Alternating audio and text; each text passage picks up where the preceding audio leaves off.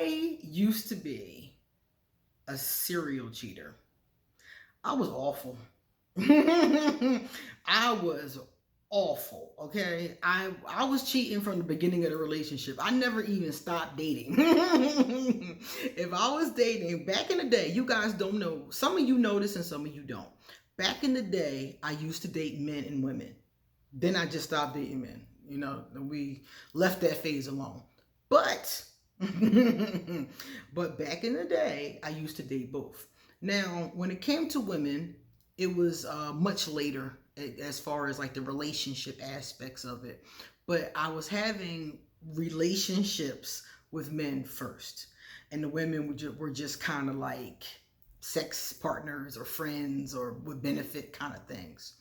So when I was with men, I was a cheating somebody. Oh my God.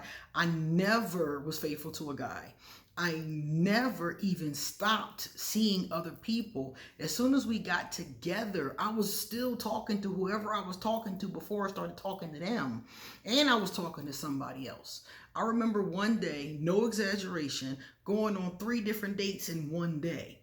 I had the second date drop me off at the third date's job. No. The second date. Wait a minute, hold up. Whoa, hold up. The first date dropped me at the arcade. We went to the movies and we went to the arcade. He left the arcade. Second date met me at the arcade. Second date dropped me at the third date's home, which is where I actually ended up spending the night. The third date was actually my boyfriend, and the other 2 were just people I was just seeing, talking to. They wanted to take me out, so I went, kind of thing. So I know a lot about cheating. It's not a good thing. I'm not proud of it, but I know a lot about it. So I got to tell you guys some important things about cheating. But first, let's do the introduction. I am Queen Osset Hero, and thank you for joining me for today's edition of Ask an Aquarius. If you haven't already, please hit the red subscribe button and smack the bell. Likewise, if you like this video, please give it a thumbs up, pass it on to somebody else who might like it too, and drop us a positive comment in the comment section. And don't forget to stick around to the end of the video, because at the end, I read and respond to 2 positive comments. Let me see what else I got to tell you guys. Oh, I got to tell you that underneath this video is everything you need to know. If you want to send a donation, if you would like to get a reading done, if you would like to get in touch with me on social media, if you want to email me, if you want to get some Ask an Aquarius merchandise, all of that is underneath this video. All right, so let me explain about my cheating ass. Okay, so yeah, awful energy. And the reason why I did that is because first of all, I grew up around cheaters. That's first of all. I grew up around a lot of cheaters. And so I grew up on one hand thinking it was wrong, because I was raised Catholic. I went to Catholic school and I loved religion class. Religion class was always my best class, always my best subject, always had 90, 100%, never had anything under like a 99, in religion class. So in religion class, all you do is talk about what's right and what's wrong. And, the nuns don't really present it as, sometimes they tell you one thing is right and one thing is wrong. But in a lot of the groups, you're supposed to figure it out through the activities. So I already knew right from wrong. I already knew morality. I knew those kind of things on one hand. But then when I went home, I lived a very different existence. The people around me saw nothing wrong with cheating, even though it was often fought about. I would see couples fighting about it in the neighborhood, my own parents, my next door neighbors. My one friend's mom was always accusing her dad of cheating with somebody in the neighborhood. So I heard these arguments and saw these things from like a little girl. My grandparents were not faithful to each other. My aunts and uncles were not faithful to each other. It was all kinds of this stuff going on. So part of me knew it was wrong, and then part of me was like, well, everybody else doing it, so I don't get it. When I started to talk to guys and girls and started to do my thing, the first thing I was like 12, 13 years old. And the first thing that dawned on me was I had a belief that men were never faithful, because some of the women I knew were, not all of them, but some were, but none of the men were. I mean, none of them. So it dawned on me at 12, 13 years old that none of these dudes gonna be faithful, so why I gotta be? That was how I looked at it. So as soon as I started to talk to guys, I was talking to multiple people, multiple guys. Um, and the women didn't start right away, because I was kind of shy with that at first. Didn't really want to admit it to myself. The women didn't start until I was 18. So when I started to talk to young guys that were my age, I was 12 and 13. So from 12 and 13 all the way up to about 18, that's pretty much what it was. It was like a cameo. One girl I kissed, it was a cameo here and there, but for the most part I was seeing guys. So I was like, well, I ain't gotta be faithful to them. So I wasn't. I never was. I did whatever it was I was going to do. I lied my ass off. I was hell. I was real hell. Like the time I told you about how the second date dropped me off at the third date's house. The second date, we went out to eat. He worked at this place where they made cheesesteaks. I love a good cheesesteak. I still do. And we went to his job, ate some cheesesteaks, laughed and joked. And I told him that I was spending the night with my best friend and to take me to her house. That was my actual boyfriend's house. And he dropped me at the boyfriend's house, a couple houses down, because I didn't want him to know really where I was going. So he dropped me off. I saw him pull off, and then I waited and went up the street to my boyfriend's house. So I would do stuff like that, little treacherous, little crazy, no reason to even do some crap like that. And so when I say to you, I want to tell you about cheating, I want you to know something, because every week a man or a woman calls me or inboxes me or whatever the medium is and tells me they've been cheated on. And I'm like, okay. And then the next thing they do in a lot of these cases is blame themselves. Okay? The men will say, I can't believe this happened. The men are really angry. Even if it's a man who was a cheater, he's very, very angry in most cases. And the women are blaming themselves and they're crying and they're so upset.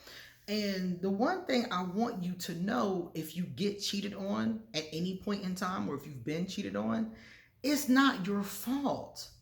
Look, those people, those guys that I dated, they could not have done anything to make me cheat or make me not cheat. The reason that I cheated was because I thought cheating was acceptable. Part of me knew it wasn't, and part of me was like, fuck it. So that Aquarius part of me, the part of me that, when sometimes Aquarius get ourselves into trouble because we think we can do whatever we want, that part of me that thought I could do whatever I want was like, it may not be the right thing, but F it and go ahead and just do it. So nothing those guys could have done. I don't care how nice, because some of them were really nice. The guy that took me to the movies in the arcade, he was so nice. His name, well, I ain't gonna say his name, but he was so nice. And sometimes I think about that date. I was like 13. Sometimes I think about that date and I'm like, what would have happened if I would have just settled down with him? He was really nice. And I'm like, maybe life would have been different. I don't think I would have been me here, doing what I do now. But I often used to think about that, especially when I was going through problems with my relationships. I'm like, dang, maybe I should find him. Maybe I should be nicer to him, But there was nothing any of them could have done to change that outcome. I thought it was acceptable, period. And because I thought it was acceptable, and because I didn't think it was important to have integrity, because I didn't think it was important not to lie to the person that I'm in a relationship with, I thought that it was nothing they could have done to change it. They played their part. They were taking me to the movies and we were hanging out. They were playing their part all the way through. But my mentality meant that it didn't make a difference. So if your significant other has cheated on you, it's because they believe it's okay. They believe that before they met you. 10, 15, 20 years before they met you, they decided this is okay. So no matter what you did, sometimes older women try to school younger women and try to tell them how to keep your man, but yet and still your man cheating too. Yeah, okay. But let's go there. Some of the times they'll tell you how to keep your man. They'll say keep his belly full and his downstairs part empty. You know what I'm saying? Keep him sexed up and keep him full, you know? Take care of him, you know, do things for him, do that kind of thing. Oh, and he'll be faithful. That's not true. How many women do you know personally that treated their significant other well and they still cheated? Or how many men got cheated on by their woman and they were treating them decent, treating them good? It doesn't matter how you treat the person. It doesn't matter what you give the person. Because the bottom line is that no matter what, if they think cheating is okay, they're going to cheat. Now, many years later, I got with this woman. She's an Aquarius. I never cheated on her. I never cheated on any of the women I was in a relationship with. And I never cheated on her. But she was awful. The relationship was awful. And her sex drive was really, really, really low. And I was very unhappy, which is why we ended up breaking up. But I didn't cheat on her. I didn't say, oh, I'm not getting enough sex, so I'm going to go ahead and cheat. I just was like, all right, well, this ain't working. It's time for us to move on, you know? But I didn't take it upon myself to cheat on her because I didn't think it was acceptable as an answer at that point. At that point, I had grown some integrity and I had decided that it wasn't acceptable. That no matter what the question is, cheating is not the answer. So if your significant other doesn't have that understanding, it does not matter what you do. The only way that you can find a faithful person to be in your life is to use the law of attraction to draw a faithful person to you. And make sure that in the beginning of the relationship, you talk about what kind of relationship you want, because some people just aren't monogamous. And if you have that conversation with them, you can bypass all of that. If the man or the woman says, look, I'm not into monogamy, I want an open relationship, and you're a monogamous person, you know that's not for you. Not too long ago, this woman, a lesbian, came to me. And she was trying to pull me, y'all. She was trying to finesse your girl. Like, oh, come over here. Boo-boo. I already know you're polyamorous. It's all over her profile. It's all over her Facebook that she's polyamorous. And she living with some dude. Okay? You ain't pulling me up in that mess.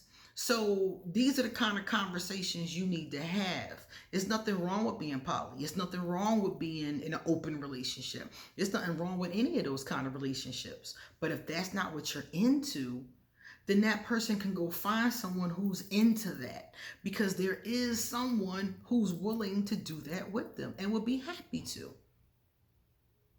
So I just want you guys to know that if you get cheated on, it's not your fault.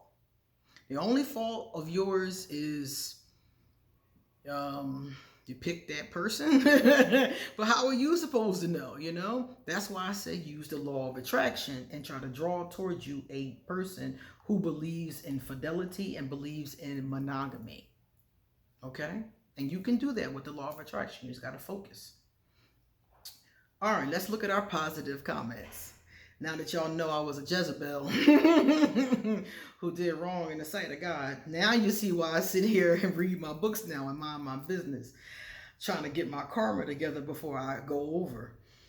All right, Diamond Unicorn. Diamond Unicorn said, my opinion, and that's all it is, women are women now because of men.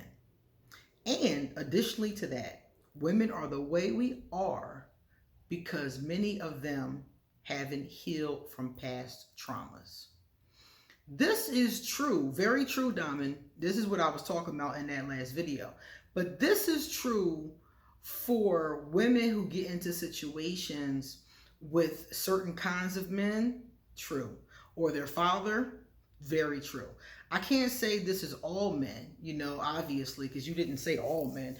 But yeah, a lot of women, that is the truth. A lot of women have dealt with a man or dealt with their father And, because some of us haven't, some women haven't gotten that old yet. They might be like 17, 18 years old. And from dealing with their father or seeing what their father does, that could make that woman act a different kind of way.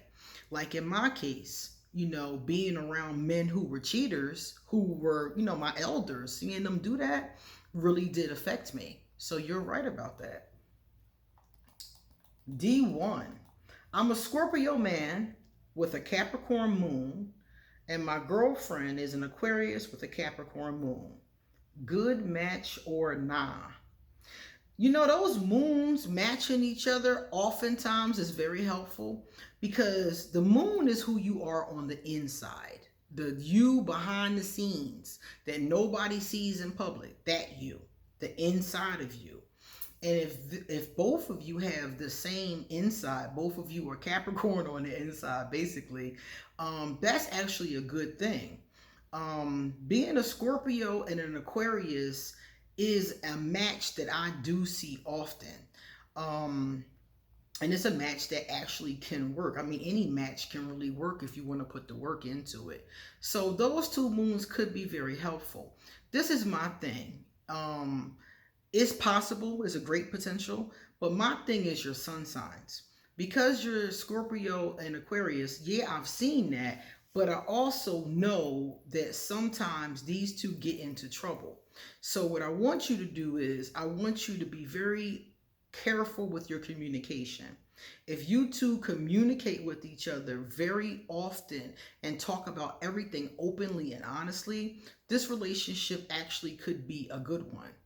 But if either of you, because both of you have a tendency in the zodiac to be sneaky, to not reveal things, to not talk all the time, to not always share. If you two really share with each other, you two could actually bond. So it's possible. It's a very good potential. I would say just take it slow and start off with open, honest communication. Okay? All right, guys. Come back soon because I got a lot more to say. See you later.